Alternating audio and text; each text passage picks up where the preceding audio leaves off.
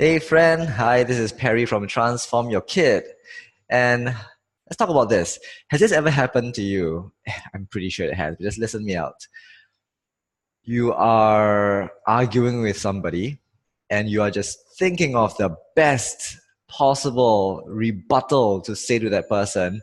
And this best possible rebuttal, this magnificent line that you would just shoot at that person, it come to you, right? It came to you, but it came to you 30 minutes after the entire argument is over. Why is that? Why? Now, in this video, you're going to learn how the brain works and why it affects our kids when it comes to learning. You see, when it comes to math and learning, all these functions are happening in the prefrontal cortex of our brain. Prefrontal cortex. Just as in an argument, as you are structuring your sentences and using your language, it happens in the higher order thinking, which is your prefrontal cortex. Now, usually, your prefrontal cortex controls a part of your brain called the amygdala. Amygdala. The amygdala is the part that responds to emotions, right? Which gives rise to your fight, flight, or freeze uh, result, right? So in the case of your argument, when your emotions are high, my teacher Blair Singer says when emotions are high, intelligence is low. Why is that? Because when your amygdala is being threatened, which is what's happening, right? Someone is attacking you verbally, right? Your amygdala is being threatened, and immediately it does something called the amygdala hijack. It hijacks your entire brain, amygdala hijack, and it shunts out all other information to your prefrontal cortex because it wants you to survive. So all your higher order thinking and your higher functions in your prefrontal cortex, you can just throw that out the window because at that moment you are just about as intelligent as a chimpanzee. Unless, well, chimpanzees are pretty intelligent. You get what I'm saying. So how does this relate to us as parents, us as mentors, us as teachers, sitting beside a child, teaching the child?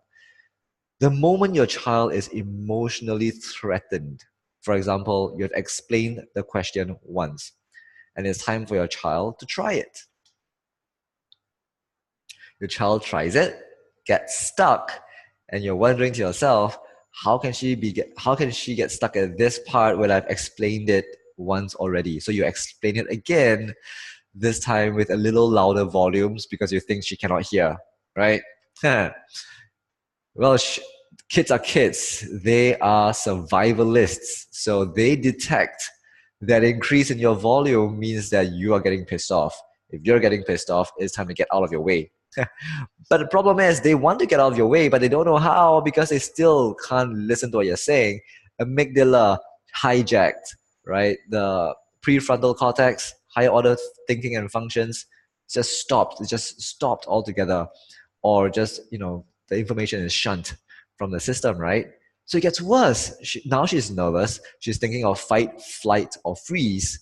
She's not thinking it. She's responding with a fight, flight, or fight, flight, or freeze. And then you wonder, I've explained this twice. How can she not get this? This is getting on my nerves. You're not listening. Listen carefully. Listen, pay attention. That's all she can do. She can't. All she's trying to do is to pay attention, but she can't, right?